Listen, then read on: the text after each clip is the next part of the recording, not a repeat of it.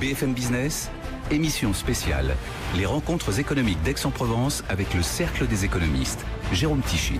Bonjour à toutes et à tous, bienvenue pour cette toute dernière émission de BFM Business depuis les rencontres économiques d'Aix où nous sommes présents depuis vendredi. Nous avons eu différentes émissions avec Edwige Chevrillon, avec Emmanuel Le Chypre et de nombreux invités nous ont rejoints dans ce studio depuis vendredi. C'est donc la fin, la dernière ligne droite et nous allons nous inspirer du thème général de ces rencontres 2018 qui était les métamorphoses du monde. Nous on va essayer de parler des métamorphoses, des comportements et des mentalités. Thème très vague, très générique, mais vous allez voir que nos invités vont y apporter des réponses très précises. Nos invités, je me tourne tout d'abord vers ma gauche. Nous avons Claire Vaison, bonjour.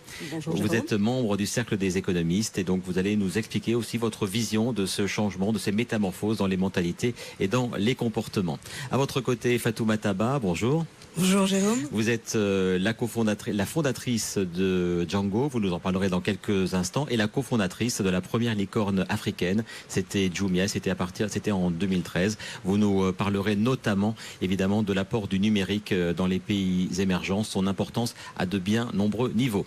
Et puis un autre invité qui est un fidèle de BFM Business, Nicolas Dufourcq, bonjour. Bonjour. Directeur général de BPI France. On est à quelques mètres de votre stand, une présence encore une fois très importante de BPI France dans ces rencontres d'Aix 2018. Alors donc je le disais, le thème c'est les métamorphoses des mentalités et des comportements. J'aimerais qu'on commence avec vous, Claire Vaison, sur c'est un terme, je l'ai dit, très générique. Qu'est-ce qui est en train de se métamorphoser? Le mot, on parle souvent plutôt d'évolution. Là, on est dans la métamorphose. Qu'est-ce qui est en train de se métamorphoser dans le monde qui nous entoure et notamment dans l'économie? Merci. Alors, nous avons effectivement choisi cette année pour le thème de ces rencontres d'Aix, le sujet des métamorphoses du monde. Les métamorphoses, elles sont bien évidemment dans beaucoup de domaines. On pense à l'environnement, on pense à la technologie, on y reviendra bien sûr. On pense aussi aux changements sociétaux. Et nous sommes dans une situation dans laquelle les métamorphoses se produisent dans le monde. C'est parfois très inquiétant. Ça appelle des réponses coordonnées. Et le but de ces rencontres, c'est de réfléchir ensemble, à la fois chefs d'entreprise, entrepreneurs, acteurs politiques, universitaires, réfléchir ensemble à quelles sont ces métamorphoses et surtout quelles recommandations on doit faire pour agir. Et la coordination des réponses, selon vous, elle est à quel niveau? Au niveau européen, niveau autre? Il y a aussi les grandes rencontres mondiales, G7, G20. Alors, par rapport au G7 et au G20, nous ne sommes pas une instance institutionnelle, nous sommes une instance de dialogue libre et c'est ce qui fait, je crois, la force de ces rencontres. Nous ne cherchons pas à produire un communiqué consensuel à la fin. Ça nous permet de débattre de manière sans doute beaucoup plus large. Quel est le bon niveau d'action? J'allais dire bien souvent le plus large possible. Je prends un exemple, mais mes invités sont bien évidemment plus spécialistes que moi des sujets techniques, technologiques. Mais quand vous pensez à l'intelligence artificielle, c'est à la fois un formidable instrument. L'intelligence artificielle en médecine, ce sont des progrès pour tous. Les smart cities, c'est une capacité à éviter toute une série de problèmes de congestion qu'ont nos villes et à vivre mieux ensemble. C'est en même temps des facteurs de risque, d'inquiétude, des besoins de régulation. Je pense aux utilisations de l'intelligence artificielle pour la reconnaissance faciale. Je pense à ce qui peut se produire comme interférence avec nos fonctionnements démocratiques. On voit bien qu'on est face à des potentialités formidables qu'il faut pouvoir exploiter. Il faut donner ces marges de liberté. Il faut en même temps qu'on s'assure tous ensemble que l'humain est bien au centre de ces innovations. Et je réponds de cette manière-là un peu implicitement à votre question. La bonne échelle pour le faire, c'est idéalement l'échelle mondiale. Mais bien sûr, avant d'agir à l'échelle mondiale, l'Europe peut être à l'initiative sur un certain nombre de sujets. En un mot, avant de donner la parole à nos autres invités, les initiatives pro-européennes, pro-Europe d'Emmanuel Macron vous satisfont parce qu'il est quand même un des présidents qui le plus croit en ces réponses européennes. Ça vous satisfait? Il impulse une grande dynamique au niveau européen. C'est bien évidemment très utile. Je pense qu'on ne peut... la France est un petit pays au niveau mondial. L'Europe a besoin d'être cohésive pour progresser. J'allais dire cohésive autour de ses valeurs. C'est quelque chose dont on a beaucoup discuté au sein du Cercle des économistes et dans ces 2 dernières journées. On va y revenir. On y reviendra dans la déclaration. Il faut avancer, c'est difficile. On voit bien que le fait d'avoir en ce moment des populations qui, dans un certain nombre de pays, rejettent l'existant, ont peur, provoque des tentations extrêmes, des replis nationalistes. C'est évidemment, dans une situation comme celle-là, difficile de faire avancer l'Europe. Il faut néanmoins s'y employer. C'est bien évidemment le premier échelon qui a toute sa pertinence pour la France. Nicolas Dufour, que si je résume ce que vient de nous dire Claire Vézan, donc il y a donc à la fois de formidables potentiels, des opportunités, mais aussi des craintes qui s'expriment. Comment est-ce qu'on répond, selon vous, le directeur général de BPI France, à ces métamorphoses dont on parle à ces rencontres d'Aix? D'abord, il y a un sujet de comportement, j'ai envie de dire, des gens qui sont en charge de piloter les grandes organisations et plus généralement la société française. On va dire tous ceux qui participent aux rencontres d'Aix. Quand vous êtes en responsabilité, vous devez absorber les peurs des gens. Vous devez absorber le stress de la société et vous devez refouler, distribuer de la confiance, de la sérénité. C'est ça la machine, hein. Et donc la première chose, c'est que tous ceux qui, encore une fois, sont en responsabilité doivent expliquer et donner confiance. Hein. Et ça, je pense que c'est très important de le rappeler, parce que malheureusement, c'est pas toujours le cas. Et ces craintes, elles s'expriment parce que vous êtes au cœur de l'entrepreneuriat, des gens qui vont de l'avant, qui entreprennent, donc eux peut-être ont moins de craintes que les autres, mais qui, dans la société française actuelle, a peur, entre guillemets, de l'avenir, de l'évolution de ces métamorphoses dont on parle? On est dans des phénomènes d'accélération qui sont vertigineux. Pour ceux qui ont déjà conduit une voiture automobile électrique, vous savez, quand on appuie sur l'accélérateur d'une voiture électrique, ça accélère beaucoup plus vite qu'une voiture classique. Bon, on est pratiquement dans tous nos sujets avec cet effet, vous voyez, et de bientôt, vent qui on se laissera conduire en plus. Et donc, évidemment, certains peuvent trouver, et j'en fais partie, hein, que c'est extraordinairement excitant, et d'autres ont peur. Voilà. Et à juste raison d'ailleurs, parce que l'accélération, ça doit se maîtriser. Vous pouvez parfaitement verser dans le fossé. Il faut avoir le permis de conduire dans une société qui accélère très très vite. Beaucoup de gens se disent, je n'ai pas le permis pour ça. Est-ce que les gens qui me gouvernent ont bien le permis pour piloter des voitures qui vont aussi vite? Il faut donner à nos coreligionnaires, aux électeurs, à la société française en particulier, ce sentiment qu'en effet les choses sont tout à fait prises en main, que les choses vont bien se passer, que la culture du progrès existe, que l'innovation c'est quelque chose d'absolument extraordinaire et que chaque année qui passe est une année dans laquelle on ajoute du progrès humain à la précédente. L'innovation. Parce qu'en plus, je vais vous dire, c'est la réalité. Hein. Oui, bien sûr. Voilà. Et donc c'est toujours beaucoup plus facile de commenter sur la partie, on va dire, anxiogène des évolutions que sur la vérité des choses, qui est que nous sommes dans un monde de progrès et le progrès existe. Et c'est plus facile d'être dans un pays qui vient d'élire il y a un an un président de moins de 40 ans qu'on appelle le président de la Startup Nation que dans un pays comme l'Italie ou la Grande-Bretagne qui sont un peu, et ça peut encore évoluer, en phase de repli et de repli sur soi. Est-ce que c'est plus facile de tenir ce discours en France actuellement? Écoutez, je suis pas sûr que ça soit forcément beaucoup plus facile. Je pense que les sociétés sont en effet tout à fait clivées, assez fracturées. Grosso modo, tous les pays européens sont aujourd'hui 50-50 entre ceux qui sont dans le monde de la peur ou vivent de la peur, hein, et ceux qui sont à l'inverse dans un monde un peu plus lumineux, dont les couleurs seraient plutôt le orange, le vermillon, etc. Voilà. Et l'objectif, c'est que la partie orange des sociétés reste majoritaire. Absolument. Et le Premier ministre a eu raison de dire hier qu'on est dans une course contre la montre. Voilà. Et donc il faut que le progrès soit perçu comme tel par la société. Par conséquent, il faut qu'il diffuse, il faut qu'il soit inclusif. Ça, c'est le rôle des responsables qui sont ici présents aux rencontres d'Aix. Le progrès, l'innovation, Fatouma Taba, je me tourne vers vous. C'est quelque chose auquel vous croyez depuis très très longtemps. J'aimerais qu'on parle de votre parcours. Il est déjà dense. Vous êtes, je le rappelais, donc la cofondatrice de Jumia. Donc c'était en 2013 et c'était en Côte d'Ivoire pour votre parti. Racontez-nous ces années d'entrepreneuriat, donc depuis 2013. Absolument. Je pense que c'est intéressant de prendre du recul sur les métamorphoses du continent africain pour comprendre à quel niveau la technologie en général et la révolution numérique en particulier sont absolument essentielles.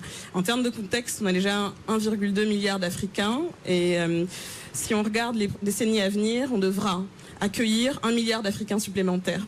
Et ça pose des défis colossaux. Un premier défi qui est un défi d'accès à des services essentiels, des services fondamentaux qui peuvent être les services financiers, les services énergétiques pour le plus grand nombre. Un deuxième défi qui est tout aussi colossal, qui est de se dire comment on fait pour que les acteurs qui sont aujourd'hui le poumon économique, c'est-à-dire les PME, elles sont 17 millions, elles représentent jusqu'à 20% du PIB et jusqu'à 85% des créations d'entreprises en Afrique, soient intégrées aux chaînes de valeur pour pouvoir jouer leur rôle de moteur économique. Et un troisième défi qui est absolument colossal aussi, qui est de se dire comment on crée de l'emploi en masse et pour employer ce milliard d'Africains supplémentaires, dont 600 millions dans les villes. Et c'est vrai que mon parcours s'inscrit d'une manière en réponse à ces défis. Parce que si on regarde le continent africain, on peut se dire qu'on a déjà 700 millions d'internautes et de mobinautes, c'est plus qu'en Inde. Et c'est le continent où on observe le plus le terme de leapfrog, ce véritable saut quantique technologique, où on n'est plus dans une problématique de modernisation grâce au digital, mais d'accès. Si je vous donne un exemple sur, par exemple, les services essentiels et fondamentaux, vous avez vu certainement qu'au Kenya, il y a 50% du PIB kenyan qui passe par des services bancaires mobiles.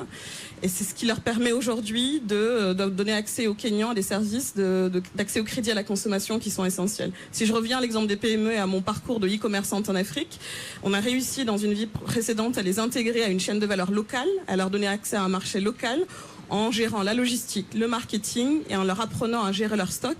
Et ça s'est traduit pour mon groupe Jumia par une création d'emplois de plus de 3000 emplois directs et de plus de 70 000 emplois indirects. Donc c'est assez fascinant. Et je pense qu'on a une responsabilité qui est très très forte. On a une opportunité en tant qu'entrepreneur, mais on a aussi un sentiment d'urgence qui est fort parce que si on ne réussit pas à répondre à ces défis de manière massive, on court aussi à notre perte d'une certaine manière. Et quand vous avez fondé Django il y a quelques mois, c'était quoi l'idée? C'était vous-même d'apporter votre expérience au service de la création et du développement d'autres startups. Absolument. Je vous ai rappelé le poids prépondérant des PME africaines. Et quand vous leur demandez, donc à elles, à leurs financiers, donc les financiers du développement, les bailleurs de fonds internationaux, ou aux agences nationales de PME, quels sont les 3 sujets qui permettent de les faire grandir, ils vous disent, 1, c'est l'accès au marché, que ce soit l'amélioration de la compétitivité sur des marchés locaux ou l'accès aux filières internationales, l'accès aux nouveaux marchés. 2, ils vous disent, c'est l'accès au capital, parce qu'en Afrique, malheureusement, très peu de banques prêtent aux PME pour 2 raisons. La première raison, c'est une aversion au risque. Et la deuxième raison, c'est que les PME africaines sont très peu formalisées. Donc elles sont très peu visibles des administrations fiscales notamment. Et la troisième raison, c'est une raison de capacité. Elles vous disent, c'est une technologie certes dont je peux deviner le potentiel, mais moi, j'ai pas la capacité à me l'approprier. Et c'est ce qui était intéressant pour nous, et c'est l'origine et la thèse essentielle de Django, c'est que si on arrive avec une réponse holistique, avec des plateformes qui permettent de répondre de manière très précise à un besoin. Donc par exemple, j'ai un besoin de transporter ma production de mangue d'un point A en Côte d'Ivoire au port d'Abidjan, voire du port d'Abidjan à un port étranger, on le permet. La deuxième chose, c'est qu'en opérant par exemple sur des plateformes en ligne, ce qui est intéressant, c'est que vous construisez une forme de track record, c'est-à-dire une forme de performance, et ça permet d'avoir accès ou de faciliter l'accès au crédit, parce que ça permet une forme de transparence sur votre performance passée, voire même une forme de prédiction sur votre performance future. Donc ça, c'est un levier qui est essentiel. Et enfin, dans un troisième temps, il y a un effort humain qui est colossal de permettre de construire et de co-construire ces compétences. Et par exemple, dans une vie précédente, on a construit des académies, que ce soit des académies physiques. Donc tous les samedis matins, vous aviez, alors que ce soit des producteurs de mode, que ce soit des distributeurs de produits électroniques, que ce soit des producteurs de produits vivriers, comme du riz, de la farine de maïs, de la farine de manioc, à qui on apprenait à créer une boutique en ligne, à changer un stock, à définir une politique de prix et demain, de plus en plus, à faire du marketing, même à l'international, pourquoi pas à Paris, et à avoir accès au crédit pour pouvoir continuer leur envol. Et cette démarche a été bien entendu massifiée avec des académies en ligne. Donc cette dimension de capacity building ou de renforcement de capacité, elle est essentielle et la technologie permet aussi de l'accélérer. Quand on s'est parlé juste avant l'émission, Nicolas Dufourcq, vous m'avez dit ne soyons pas trop dans la théorie. Là, je pense que dans ce qu'on entend, on voit bien que la révolution numérique, dont on parle depuis de nombreuses années, ça peut être de la théorie, mais c'est vraiment du concret. Et dans ce que l'on entend là, c'est vraiment des gens qui, au quotidien, ont besoin de transporter des produits alimentaires, qui ont besoin de services bancaires. Ça, c'est vraiment le cœur de cette expression qui est un peu vague, mais là, elle est très, très concrète. Non, oui, absolument. C'est l'ADN de BPI France, d'être vraiment, j'ai envie de dire, à hauteur d'hommes, de femmes, vraiment totalement ancrés sur le terrain, avec des solutions qui sont les solutions terrain et pas de discours de généralité. Voilà. On est une banque nomade. On aime le porte-à-porte de masse en réalité. Et on pense que la seule solution pour faire passer des messages qui peuvent paraître complexes, en fait, c'est le dialogue, mais vraiment de tête à tête. C'est pas les publications, c'est bon, très bien, BFM, formidable, les médias, mais rien ne remplace le contact. Et donc nos chargés d'affaires ont le devoir de rencontrer chaque année 150 entrepreneurs. Donc ils sont constamment sur la route. On est une banque médecin de campagne. Voilà, c'est ça qu'on veut faire, et c'est ça qui nous permet de pousser de la confiance, je le disais tout à l'heure, du désir d'investir, de l'ambition, et ensuite on finance tout ça. Et vos prochaines initiatives, les prochaines initiatives d'ici quelques mois, qu'est-ce que vous allez lancer? Alors on a pas mal de choses sur le feu en ce moment. Il y a d'abord ce coq bleu là, qui est la marque de l'industrie française, la French Fab, qu'on a lancé avec France Industrie, et qui participe exactement du même état d'esprit. Les industriels de rang 2, 3, 4, 5, un peu anonymes, n'avaient pas de marque en France. Il n'y a pas de marque. On disait l'industrie est en déclin, l'industrie pas belle, l'industrie sale, et etc. l'industrie, pour la première fois, recréer des emplois, voilà, certes de manière très limitée, mais en 2017. On n'était que dans les couleurs sombres et bistres, etc. Donc on a voulu les faire passer vers les couleurs valeureuses. Et on leur a donné une marque. Voilà. Donc ils ont un maillot. Partout en France, vous avez des clubs d'entrepreneurs French Fab qui sont en train de se former. Le mouvement est lancé. Ça va faire boule de neige. C'est extraordinaire. C'est du même niveau que la French Tech. C'est exactement la même chose. C'est-à-dire que la French Tech, pour les jeunes start-upers, ça a parfaitement marché. Ils s'en sont emparés. Boule de neige. Mouvement tribal, générationnel. Et là, on est en train de faire la même chose avec l'industrie. C'est pas la même génération, c'est plutôt les quadras. Mais vous verrez partout, tout le monde va porter la French Fab. Et le 11 octobre, dans notre grand événement dans l'Accor Arena de Bercy, oui, Big. Le Big, où vous serez d'ailleurs, on fera la fête de la French Fab, qui sera la fête de la confiance de l'industrie française en elle-même. Ça, c'est un premier projet qui est très important et qui est en train de voir le jour. Un deuxième axe d'intervention qui est très important pour nous, c'est les quartiers. On va, avec nos partenaires associatifs, on le fait déjà. Et vous étiez en partenariat avec... de plus en plus aux entrepreneurs des quartiers. Avec Agence France Entrepreneur, vous avez signé un partenariat en 2017. C'est pas qu'on signe un partenariat, c'est qu'Agence France Entrepreneur rejoint BPI France. Rejoint même. Voilà. Et donc, ainsi d'ailleurs qu'un certain nombre d'autres responsabilités publiques qui font que dans BPI France, vous allez avoir désormais une équipe d'une trentaine de personnes qui va s'occuper de ces sujets-là. Et on va le faire comme on l'a fait pour tous les autres publics. C'est-à-dire, comme je le disais, socialement. Ah ben c'est fondamental. Il est absolument fondamental que les entrepreneurs qui sont des centrales nucléaires d'énergie dans les quartiers aient le sentiment que d'abord ils ont la même considération que tous les autres et qu'on les accompagne, on les coach comme tous les autres et qu'on leur permet de réaliser leurs rêves de puissance. Rêve d'enfance, certes, mais surtout rêve de puissance. Et donc on va déployer des accélérateurs d'entrepreneurs dans les quartiers. On est ensemble depuis quelques minutes. Vous notez l'évolution de ce qu'on s'est dit. On est parti sur des grandes théories, des inquiétudes dont vous nous avez fait part, Claire. Et puis finalement, la motivation et l'enthousiasme ont pris le pas. Je trouve que c'est une belle évolution pour cette émission et pour notre discours. Oui, bien sûr. Et je ne voudrais pas donner l'impression que les économistes ne pensent à la mondialisation et au progrès qu'en termes d'inquiétude. Ouais. Je crois qu'il faut les reconnaître. Il faut les reconnaître pour agir. Et je rejoins complètement ce qui a été dit par Nicolas en particulier sur le fait d'avoir une logique inclusive. S'assurer que ce que nous faisons, c'est avec l'humain au centre et que nous travaillons à la cohésion sociale dans nos économies. Je voudrais aussi revenir sur un autre point qui est le formidable atout que représente la mondialisation et le progrès technique dans l'ensemble de l'économie mondiale. Et ce que nous rappelait Madame Bas sur la manière qu'a le continent africain de ne pas passer par des cases de développement qui sont des cases de développement par le téléphone filaire, mais de directement sauter au numérique. C'est un de ces exemples. Et alors, elle nous a parlé de manière très concrète, et les économistes le voient de manière un peu plus macro. On voit que la mondialisation, le progrès technique sont des facteurs de résorption des inégalités de manière très forte au niveau mondial. Et ça, je crois qu'il ne faut pas l'oublier. On est dans une situation... qui est parfois un peu trop regardé par chacun en regardant son propre pays. Donc c'est vrai que quand on regarde en particulier les économies développées, on a des phénomènes de polarisation sur le marché du travail, on a une partie de la population qui se sent un peu larguée, qui se sent un peu à l'écart. Et il faut s'assurer que tout le monde est bien à bord, c'est incontestable. Et il ne faut pas oublier en même temps, parce que c'est important, que c'est la mondialisation et le progrès technique qui ont réussi à faire en sorte que des pays qui étaient avant moins développés rattrapent et qui ont fait sortir toute une partie de l'humanité de la pauvreté. Mais que vous inspirent du coup les phénomènes de repli dont on parlait? On en a parlé en Italie, on en parle en Grande-Bretagne bien sûr. Il y a aussi les tensions commerciales entre les États-Unis et la Chine. Il y a ce paradoxe où on est, oui, dans un monde de plus en plus mondialisé et qui bénéficie à de nombreux continents jusqu'ici un peu oubliés, mais de l'autre côté, vraiment des phénomènes de repli. On est, comme l'a dit le Premier ministre, comme l'a rappelé Nicolas, on est dans une course contre la montre. On est dans une situation dans laquelle il y a des craintes, il y a des peurs. Il faut réussir à les traiter, à les transformer en quelque chose qui n'entrave pas, au fond, ce que nous faisons de meilleur quand nous sommes capables de coopérer, quand nous sommes capables d'innover. C'est évidemment le défi des chefs d'entreprise. Nicolas l'a dit, les entreprises ont un rôle à jouer. Dominique Sénard l'a rappelé hier. C'est aussi le défi de l'ensemble de nos dirigeants.